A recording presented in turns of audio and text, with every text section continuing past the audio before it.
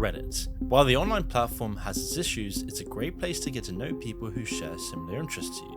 A place where you can learn opinions on something you've never heard about, or even confess your worst sins, like Peyton Gendron. Peyton is a New Yorker with some really weird ideas about people. His former classmates once described him as a quiet person who rarely attended in-person classes and had a couple of strange tendencies, including but not limited to wearing a hazmat suit to class. No one had any reason to suspect any dangerous activity from Peyton. He enrolled in community college and had voiced his intentions to become a civil engineer just like his parents. No one close to him knew the thoughts and ideologies that was really running through his head at the time. His life seemed normal up until the pandemic. When left alone and isolated by himself, Peyton went down a rabbit hole when he discovered discussions on 4chan and Reddit where he learned the ideals and beliefs of certain hate groups. As he fell further into these ideas, he began to write a manifesto to record his own ideals and beliefs, mainly focusing on his thoughts on mass immigration. This tends to be a common pattern for people who end up committing some heinous crimes. And taking a look at the types of posts and content he was focused on, it's not too far from imaginable for where his mental state was going. But still, nobody had any idea that he was this deep down the rabbit hole, until June 2021. When people finally got a taste of Peyton's thoughts when he informed a teacher that he wanted to murder and pass his own life after his last year of school. Immediately the teacher was shocked, and consequently the authorities took him to a hospital for a mental evaluation. But they released him after a few hours after he assured everyone that he was just joking. A statement he later retracted online by letting people know that this had just been a well-executed bluff. After being warped by these ideologies, Gendron decided he could no longer hide behind a screen. He needed to take action and prove his hatred against black people by following in the footsteps of white supremacists he idolized. Using Reddit, he began asking about guns and equipment, discussing what was best and even making recommendations to others. Our quality tactical gear was his go-to subreddit. He was so ingrained into the community that he even posted a photo of himself wearing his tactical gear. Still, he never discussed what he was using all of this equipment for. He bought 2 guns, the Bushmaster XM15 AR-15 style rifle, which he modified illegally, and a shotgun, which he claimed he was going to use for target practice. Having gained all the equipment he needed, Peyton was then looking for a target, and eventually settled on the Tops Friendly Market in Buffalo, all because the neighborhood had the highest percentage of black residents. He scoped the supermarket twice, once in early March and again on May 14th, heading inside and mapping through the place to get an idea of the area. Then on May 15th, he published his 180-page manifesto and headed for his target, arriving at the supermarket heavily armed and live-streaming everything. Tragedy occurred, and we'll spare you the details of what really happened, but it was a massacre. A security guard shot the shooter, but it did nothing to slow Peyton, who killed him before moving on to the rest of the store. Police eventually arrived before he could continue into a different neighborhood. We begin tonight with that breaking news, a mass shooting in Buffalo, New York. Witnesses say a gunman dressed in army fatigues and a helmet walked into a supermarket and then opened fire on shoppers and staff. When I first saw him shooting, he shot a woman, he shot a deacon, he shot another woman, and then he went in the store and started shooting again. While Peyton initially seemed ready to pass his life, he eventually dropped his gun and took some of his gear and surrendered. At the end of the day, 13 lives were taken, 11 of whom were black. He initially pleaded not guilty, but when he appeared in court in November 2022, it seemed that he changed his heart, as he pleaded guilty to 1 count of domestic terrorism motivated by hate, 10 counts of first-degree murder, 3 counts of attempted murder, and a weapons possession charge. He showed absolutely no emotion throughout this entire hearing, which justified the anger of the victims' families, who felt like he didn't care about what happened, which ultimately meant he had achieved his goal. And it was revealed that during the trial, a New York State judge strongly believed that Reddit was partially responsible for the shooting, claiming that the platforms were designed to addict and radicalize its users while providing them with all the knowledge they needed to do what Peyton did. Reddit claimed in response that it would remove all hate and violent content, which had no place on the platform, and would continue reviewing communities to ensure they upheld its rules. In February 2023, each of the families of the victims read statements about all they had lost, even with one lunging at Peyton before he was stopped. We love our kids. We never go in those neighborhoods and take people out. Don't do it.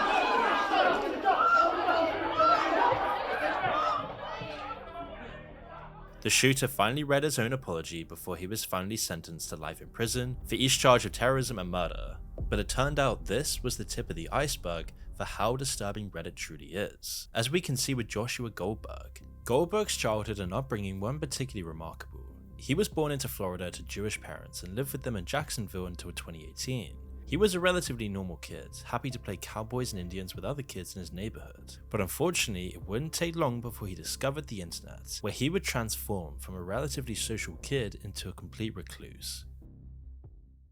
But before we continue, I want to tell you about our video sponsor, Odoo. Odoo is an all-in-one management software that provides entrepreneurs with a range of applications to simplify the day-to-day management of their business, including invoicing, accounting, project management, inventory, website creation, and so much more. And what's amazing is that the first Odoo application is completely free for life, with unlimited hosting and support, and there's no nasty surprises. They also offer a free personalized domain name for 1 year, and once you have 2 or more standalone applications, you can then switch to a paid plan. The Odoo Website Builder application is a really powerful tool for creating a website quickly, easily, and efficiently, all free of charge. Odoo keeps pace with your evolution, allowing you to add additional applications as you grow and your needs change. One of my favorite features with Odoo is the design elements that allows you to build an amazing website with ease. For example, say you want to create a unique and original website for your blog, Odoo has you covered. The website builder is intuitive and easy to use. No technical skills are required.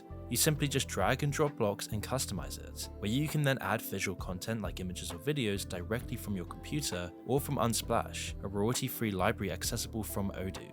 Next, you can then position your elements like images, buttons, text accurately using the grid, which enables a clean and organized layout of your website. And then you can add dynamism to your elements, with animations and shapes, making your website look just so much more professional. Then you can select your site's colors, play with text and block colors, and apply unique effects by highlighting your text. Another really cool feature is that you can apply typography of your choice using Google Fonts. You simply select your favorite typography, copy the link into the typography configurator, and then Odoo automatically changes your typography. It's an amazing way to build your own website today. So check out Odoo now by using the link in the description below. You see, as he became more and more involved on life on the internet, all he wanted to do was browse forums. He spent roughly 14 to 20 hours on the internet a day, and seemed to make it his life's mission to troll anyone and everyone he could, and his activities online would quickly become very sinister. One of his favorite platforms to operate from was Reddit. Not only was he a moderator on several subreddits, but he had multiple accounts. However, unlike most Redditors who use the site to share interesting anecdotes or wild, slightly unbelievable stories, Goldberg used it to cause trouble. Each of his accounts belonged to different controversial personas. Some he used to spread racist beliefs, others were dedicated to showing support to terrorist groups or promoting wild feminist ideologies. One was used to bring negative attention to all the others and cause online disputes over what was basically nothing. He used some of these accounts to moderate subreddits, the most disturbing of which was the philosophy of rape, which was essentially just a group that claimed that rape was not only ethical but necessary for keeping women in check. One of his most famous Reddit accounts was European88, a neo-Nazi persona that he used to upload racist ideologies and moderate numerous controversial Reddit communities. One of them is RC Town, a subreddit that has 15,000 members at its peak and was a popular space to voice hate towards black people. Fortunately, the subreddit was banned in 2015.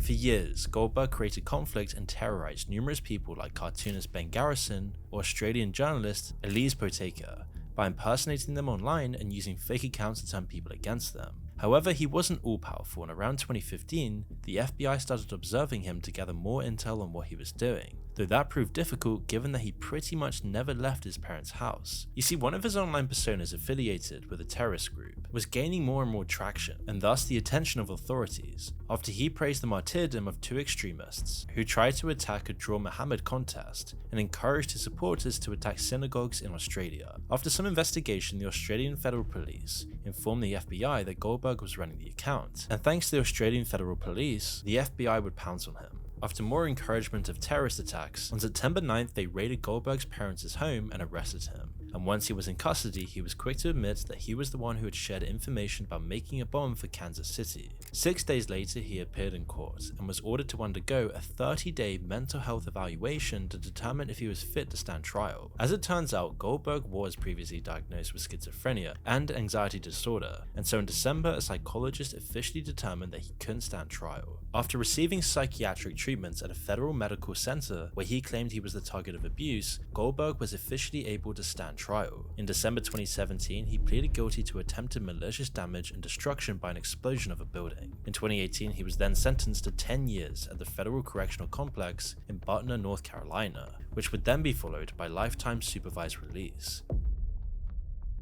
You don't often see someone so unconcerned with other people's lives that they can remorselessly use them as unwilling entertainment. Still, when you do, it's sure to make you wonder what happened in that person's life that warped them so terribly. What moved them to such violence? Well, in this next case, it's the result of trauma, a bad home life, and what looks like a moment of rage triggered by someone not getting what they wanted.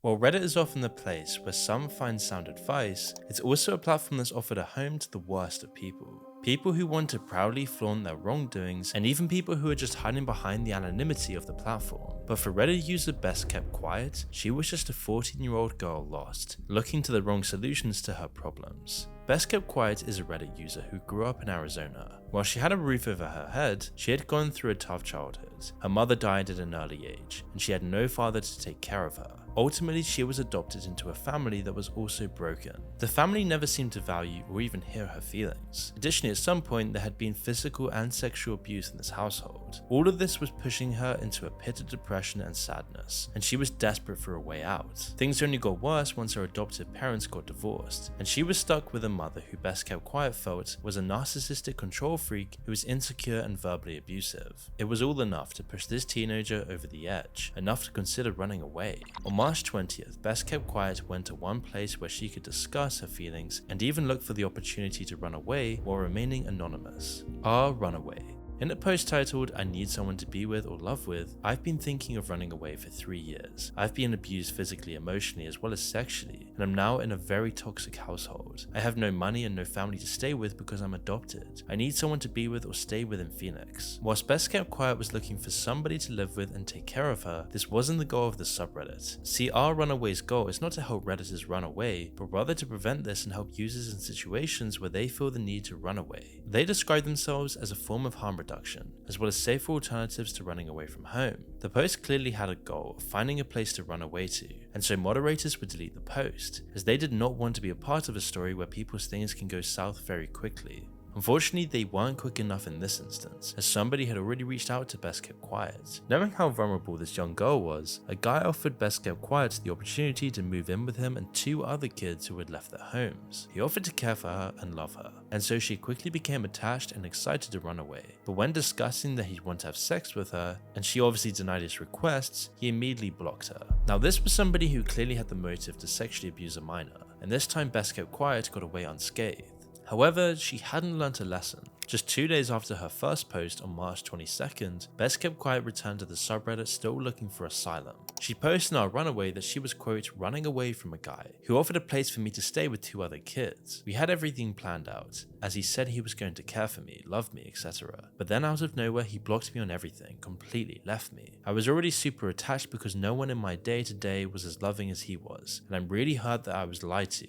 I have nowhere to stay and no one to be with. I honestly just need tips and advice, maybe something to offer me comfort. Once again, this post was deleted by the Runaway team for enticing and clearly looking for a way to run away still. Again, she'd posted the forum a longer explanation of her case. Quote, "Before I tell you about me running away, I should tell you why. Growing up in general, I never was able to deal with my pain or feelings. My family blew it off a lot, so I always felt grief. My mum died at an early age, and I don't have a father figure, so I'm adopted. My adoptive parents are divorced, and my mum is a narcissistic control freak who is insecure and verbally abusive. My sister is the same way. And before you ask, no, I don't have any other family to stay with. I don't even really have friends. I've been planning for years to run away. I don't recommend this method of a safe haven when I found a guy he housed 2 other runaways and frequently talked about actively consensually having sex with one of them. And he also wanted to have sex with me. Although I knew it was wrong, I have been abused before for years, and so I actually was attached to him. He then blocked me on all socials. I'm not forcing or enticing anyone to offer a place for me to stay. I also need some comfort or a friend. Please look at tags before messaging me. If anyone has advice or tips, it would be great. Thank you." You could tell she was more wary of the creeps and predators on the platform. She intentionally made a point to say things like, "If you're above 25, don't message me, creeps." And on her last message starting with, "Not enticement, not a sex worker, do not DM over 20. Similar to the first post, somebody had reached out to her before the post was deleted by Runaway staff members. Soon after this, she went missing. A man from Long Beach is under arrest accused of sexually abusing a 14-year-old girl from Arizona. Detectives say he met her on Reddit and told her he would help her run away from home.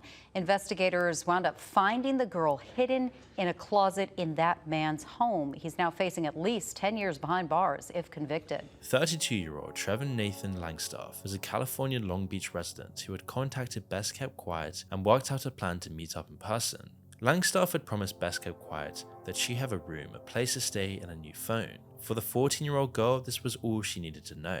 It's possible there were some extra strings attached to this agreement. Once Langstaff met up with Best Kept Quiet, they made their way to his apartment. Behind the scenes, Langstaff definitely had other intentions. His intent was to prey on the young girl. He'd seen how easily she had fallen for the first perpetrator, and figured he could replicate it. While he didn't say this out loud, it's not far-fetched to say that if the young girl wasn't complicit with his demands, he would do something terribly bad. It didn't take long for the family to react once realizing their daughter had gone missing, and an investigation started. After a search around the neighborhood for the girl, the law enforcement officers reached out to friends. Best Kept Quiet thankfully wasn't very quiet about the situation she was in, and she even told her friend about Langstaff and her plan to run away. Furthermore, a phone record search revealed numerous contacts between the victim and Langstaff, according to the affidavit. The next day the police visited Langstaff's house. He didn't resist, and before long the officers found the 14-year-old girl hiding in the closet. Luckily she was fine, but Langstaff was charged for transportation of a minor. It didn't take long for Best Kept Quiet to break out and tell the truth, that as soon as Langstaff and her got to his apartment, the two had had sex. Consensual or not, this was a minor. And once again, it's clear that this was his intention when picking her up. That means Best Kept Quiet attracted not just one, but two sexual predators, all from Reddit. Langstaff pled his case, promising he hadn't done anything with Best Kept Quiet, kept his head down, claiming his only intention was to help her out. He allegedly even planned on taking the girl to Hollywood in hopes that she'd get discovered, and that he was already finding a way for her in a homeless shelter in Los Angeles. He apologized for what he had done, but by then, it was far too late. Best Kept Quiet's situation went bad quickly, but things could have gotten way worse. The mods at Our Runaway were accused of not doing enough, but it shows how the platform can easily be a place for the worst nightmares and sickest fantasies. The mods responded, but realistically, it was far too late. Quote, as Twitter user @RedditLies puts it, Our Runaway is a community that should not exist in my opinion. It encourages children to leave home, provides strategies on how to leave, and gives predators direct access to children in highly vulnerable situations. Our Runaway enables this behavior. In Best Kept Quiet's case, this outcome led to something horrifying, but it doesn't match the nightmare that this next Redditor would commit. Hassan did not have an easy start to life. Originally from Iraq, he was forced to flee Canada with his family during the Kurdish genocide. Life should have improved for his family, but the genocide had taken its toll on everyone, and Hassan would often be victim to his parents' abuse. Unfortunately, that wasn't where Hassan's trauma would end. In the years to come, he would also witness the death of multiple friends passing themselves or murder. As the trauma built, Hassan developed PTSD, and it soon became clear that he would never mentally recover from the events of his childhood. On May 2nd, 2017, a mostly unknown Redditor named RedditorBlue10 uploaded a post that would send shockwaves throughout the platform. As it turns out, that Redditor was Hassan.